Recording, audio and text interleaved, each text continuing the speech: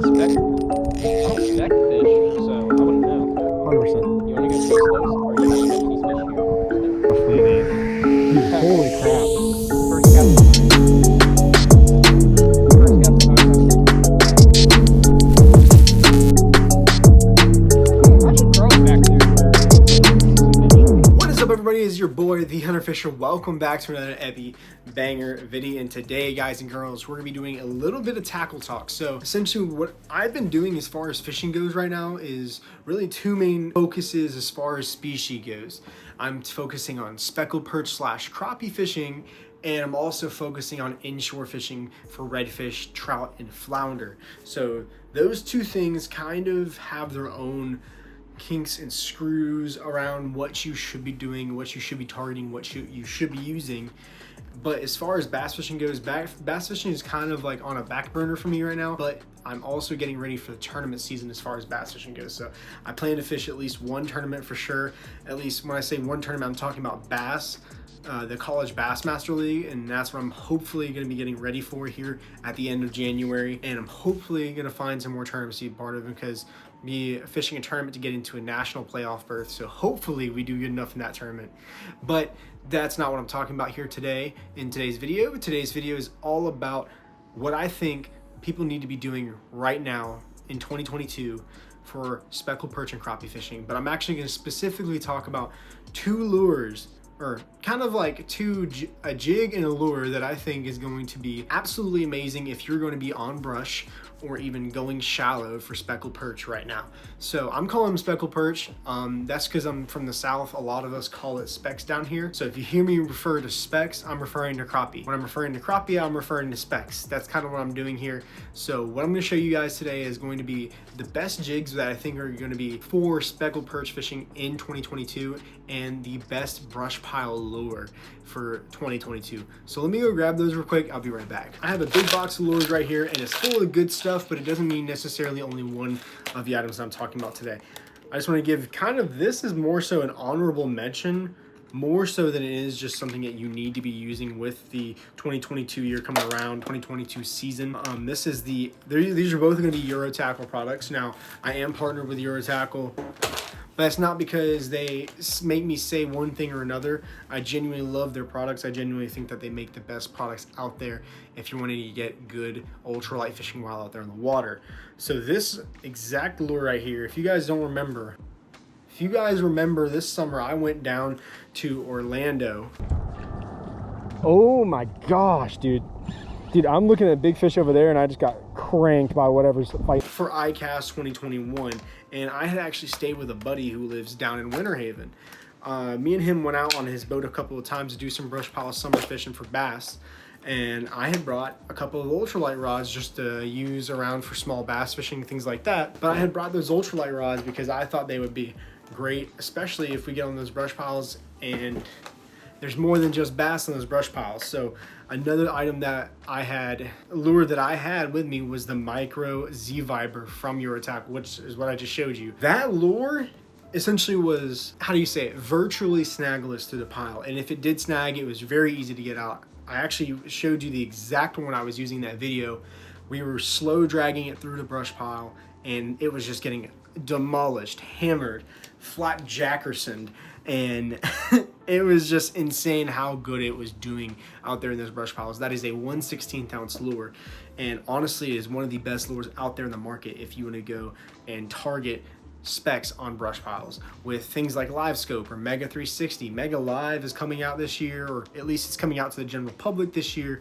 So I do think that people need to be using lures like that where they can track their jig in the water more easier, has a fast sink rate, and it's at least somewhat good for a bait fish representation. It's extremely small, and it essentially is snagless. Like I say, it's relatively snagless. It's not perfectly snagless, but it's, for me, it was a 90% snag-free experience. That's just me. I don't know if it's going to be the same for you guys. I cannot make a guarantee like that, because I'm not going to pay for all of you guys' losses Micro Z Vibers. If you get it stuck, you probably had to try.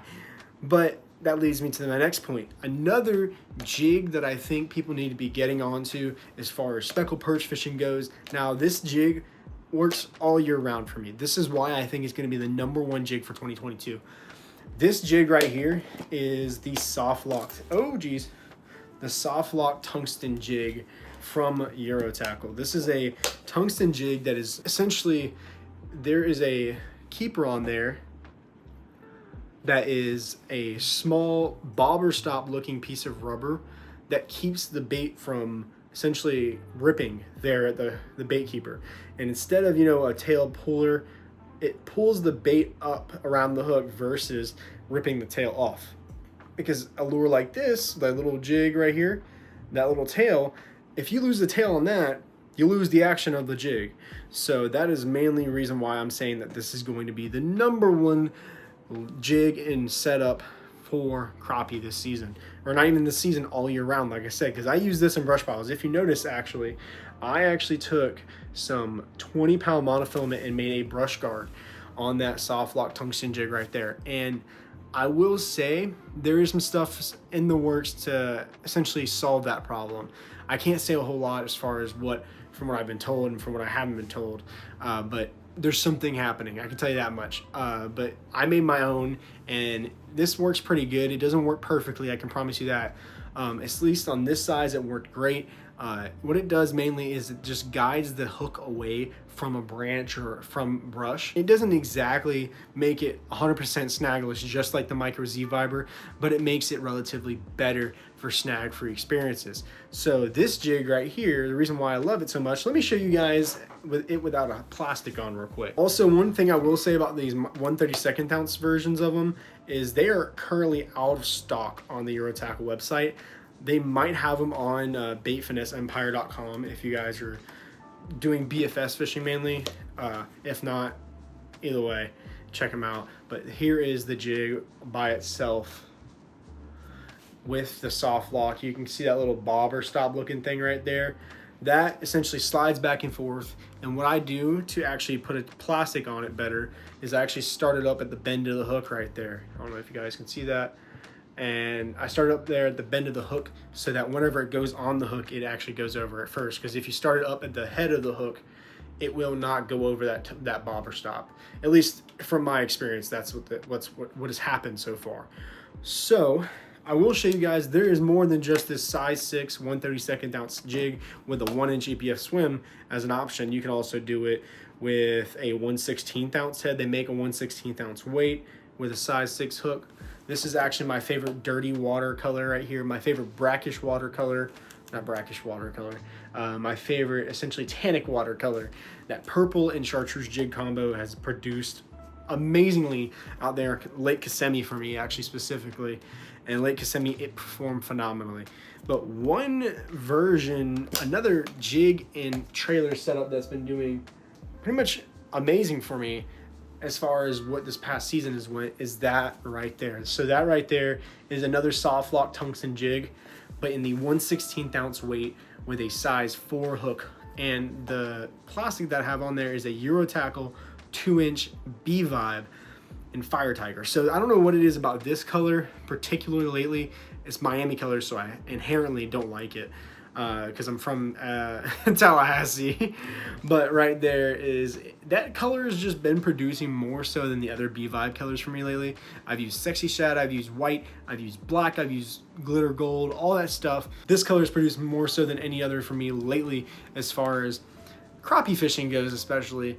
But I will say another color that has been doing good, but not in the 2-inch size, is well, I don't have it. Now look, I don't actually have the color that's been doing good for me. So the other color that's been doing good for me as far as what the B-Vibe goes, and at least in the 1.5-inch size, is the purple shad color. Purple shad has been slowly becoming one of my favorite B-Vibe colors, and Fire Tiger right now is my end-all be-all.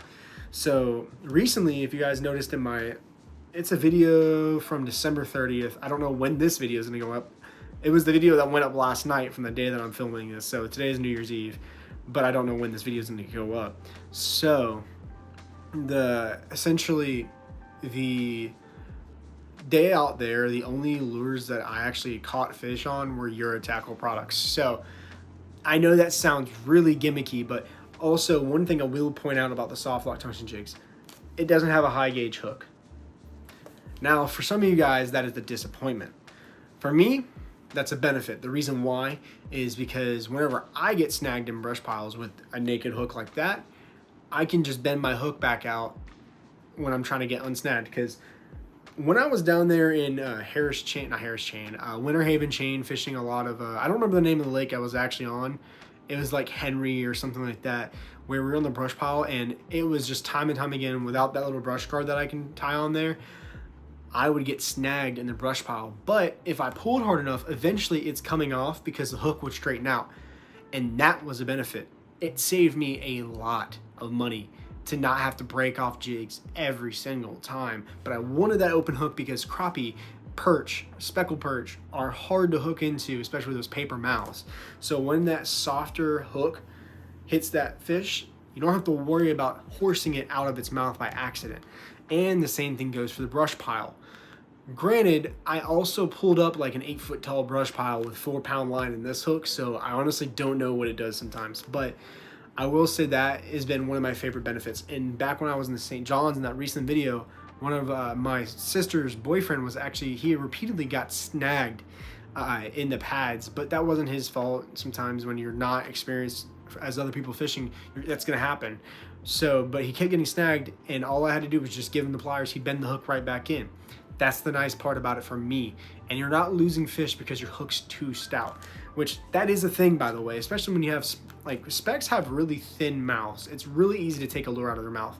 If you've noticed, both of the lures that I've said are going to be great for the best jigs as far as what it's going to come for crappie in 2022. Both of these things have single hooks. The reason why I don't recommend treble hooks is, one, because you can kind of really mess up a fish by doing that, and honestly I don't like messing up a fish, especially if you're not catching keeper crappie and you're not keeping these crappie. You don't want to do that. And personally, I don't like treble hooks just because they kind of get me more than they get the fish.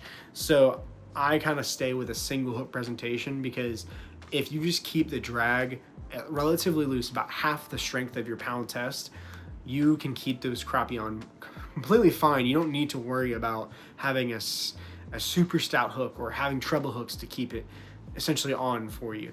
So that is why the single hook design is better for me.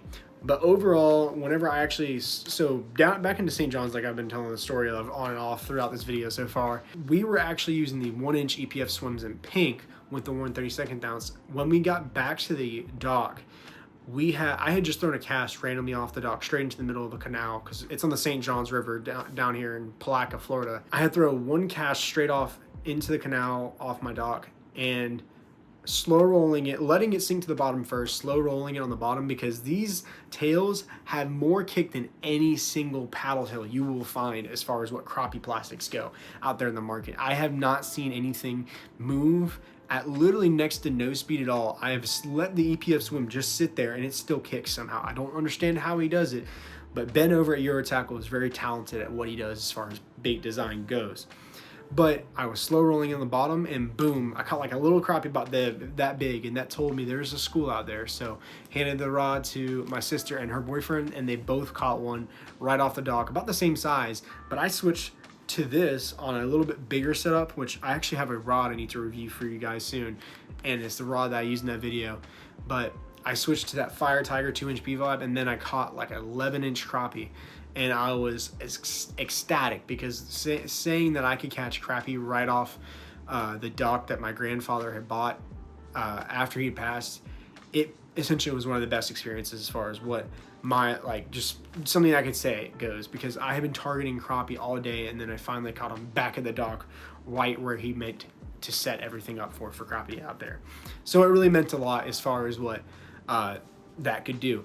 But that goes to show that this plastic can show essentially a perfect imitation of what those specs are feeding on. A lot of the time they're feeding on small minnows, not shiners, not shad, but more so minnows, because whenever I've seen crappie or speckled perch's mouths, almost always they have a darker color minnow inside there, never just an all white minnow, which I don't know why. That might be because my waters are darker here in Florida. That might be the case. So up north, if you guys want to try a little bit lighter color, by all means, go ahead. I'm not stopping you.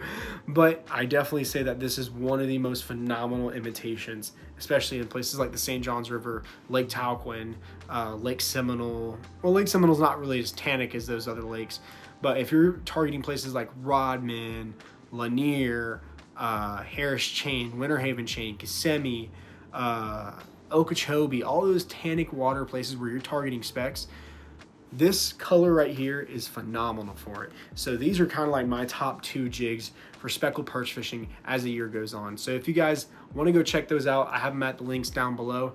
And just, if you go check them out, let Ben know I sent him over there. I wish I gotta get a discount code soon. I have to convince him to let me get a discount code soon because I really enjoy Eurotackle products. They really have been a great sponsor overall of the channel so far. And honestly, their products have been some of the most productive and some of the most producing lures. I guess I just said that twice, didn't I? Yes, I did.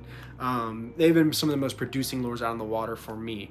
So I want to say shout out to Ben over at Eurotackle for making great products. I want to say thank you guys for watching, and if you guys want to go check these out, remember down below Hunter sent you. And I want to say thank you again for watching, and remember, fish fairly.